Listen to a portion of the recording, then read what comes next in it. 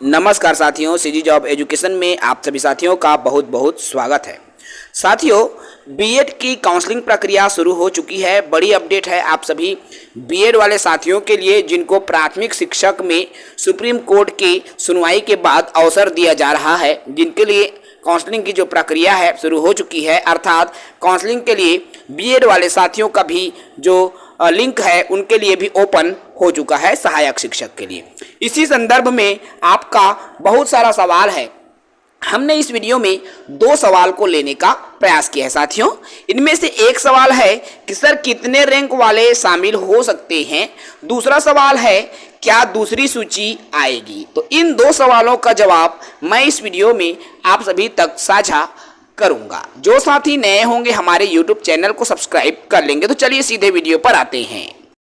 साथियों, सबसे पहले आपका सवाल है शिक्षक के संबंध में, सहायक शिक्षक के संबंध में, काउंसलिंग के संबंध में कि सर मेरा बीएड है और आज से तो ओपन हो गया है, तो अब मुझे ये जानना है कि मेरा प्रथम काउंसलिंग में मैं कितने रैंक तक शामिल हो सकता हूँ या कितने रैंक तक प्रथम काउंसलिंग में शामिल हो सकते हैं। तो मैं आपको बता दूं, जैसा कि आपको स्क्रीन पर शो हो रहा है, और यही काउंसलिंग की जो रैंक है जो विभाग द्वारा जारी किया गया था, और जब निर्देश आया है तो उसमें स्पष्ट तौर पर कहा गया है इसी रैंक के अंदर जितने भी बीएड के जो साथी हैं वे काउंसलिंग में भाग ले सकते हैं। बात करूं मैं अनारक्षित में मुक्त की, तो 3661 रैंक के अंदर जितने भी बीएड वाले साथी हैं वो काउंसलिंग में भाग ले सकते हैं।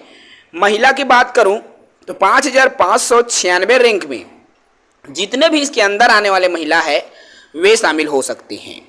अनुसूचित जाति की मैं बात करूं तो मुक्त में 10,990 रैंक के अंदर जितने भी बीएड वाले हैं शामिल हो सकते हैं। महिला की बात करूं तो 11,937 की मैं बात करूं यहाँ पर, तो इसके अंदर जितने भी बीएड वाले हैं वो शामिल हो सकते हैं। बात करूं भूतपूर्व सैनिक की तो 1,42,609, तो इसमें देख सकते हो भाई। बात करता हूं मैं अब सीधे अनुसूचित जनजाति और ओबीसी की, तो अनुसूचित जनजाति में वे सभी साथी जिनका रैंक, ठीक है साथियों, यदि मुक्त में 6,000 देख सकते हो, अनुसूचित जनजाति के अंदर आते हो 64,536 यदि मुक्त में है, इसी के अंदर यदि बीएड वाले साथियों का रैंक आया हुआ है तो वो पात्र हैं। महिला में यदि 64,536 है और इसी के अंदर उसका रैंक बना हुआ है, बीएड वाला है यदि, और सहायक शिक्षक में रैंक बना है तो पात्र है भाई। बात कर लूँ मैं ओबीसी की, तो ओबीसी में मुक्त में यदि 7,171 रैंक इसके अंदर आता है तो आप पात्र हैं। और महिला में मैं बात करूं तो यदि महिला कैटेगरी में 9,125 रैंक के अंदर आपका नाम है, आपका रैंक है बीएड वालों का, तो वो सहायक शिक्षक के काउंसलिंग में सम्मिलित हो सकता है। तो जिस रैंक को विभाग द्वारा जारी किया गया था उसी रैंक के अंदर आपका रैंक यदि आता है तो आप काउंसलिंग में शामिल हो सकते हैं साथियों। तो ये रहा काउंसलिंग से जुड़ा हुआ सवाल। और इनसे दूसरा सवाल आपके मन में ये है कि सर दूसरा लिस्ट, सेकंड जो लिस्ट है आएगा कि नहीं आएगा। तो मैं आपको बात करूं यहां पर बताना चाहूंगा साथियों, आप देख पा रहे होंगे चूंकि 7,000 रैंक तक ओबीसी में बुलाया गया है, मान लीजिए, ठीक है। अब इतने में इतने हजार आपके सीट तो है नहीं ओबीसी में, समझ रहे हो ना। तो साथियों अब आप ये मान के चलिए कि जितने पद हैं उनके एक से अधिक गुना साथी इसमें सम्मिलित हो जाएंगे, ठीक है भाई। इतना आप मान के चलिए, 1:2, 1:3 भी आप मान सकते हो, ठीक है। ऐसा क्यों? क्योंकि जो आपके कैटेगरी है उसमें जितने रैंक भी बुलाया गया है उस रैंक के अंदर बीएड वाले की जो संख्या है 1000 में है। जी हाँ साथियों, 1,500 से 2,000 साथी उससे निकल जाएंगे।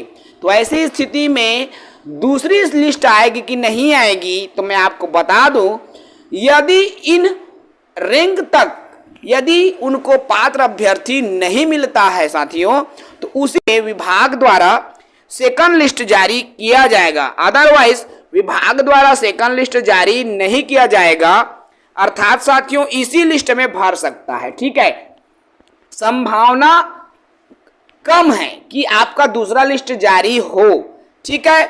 आपका देखिए इस रैंक तक नाम यदि पात्र कैंडिडेट में नहीं मिल पाता है, उस स्थिति में दूसरा लिस्ट जारी होगा। चूंकि लिस्ट की संख्या एक ही है, लेकिन यहां पर साथियों, यहां पर रैंक की संख्या भले ही इतना है, लग रहा है आपको 7000 रैंक, लेकिन उसके अंदर जो कैंडिडेट बीएड वाले आ गए, ऐसे में जो पद है उसके हिसाब से दोगुना तिगुना कैंडिडेट हो गए हैं। ऐसी स्थिति में दूसरा लिस्ट आए, ये कहना 50-50 हो जाएगा साथियों, ठीक है। क्योंकि यदि पात्र कैंडिडेट विभाग को नहीं मिलता है तभी क्या है, वो सेकंड लिस्ट जारी करेगा, और यदि पात्र कैंडिडेट मिल जाते हैं विभाग को तो वह एक ही लिस्ट में सहायक शिक्षक को खत्म कर सकता है, ठीक है। तो यही तो जानकारी थी साथियों, जो आपके सवाल थे, जिनका जवाब हमें इस वीडियो के माध्यम से आप सभी तक साझा करना था। चलिए इस वीडियो में इतना ही। जो नए हैं भाई, चैनल को सब्सक्राइब करेंगे। जय हिंद, वंदे मातरम।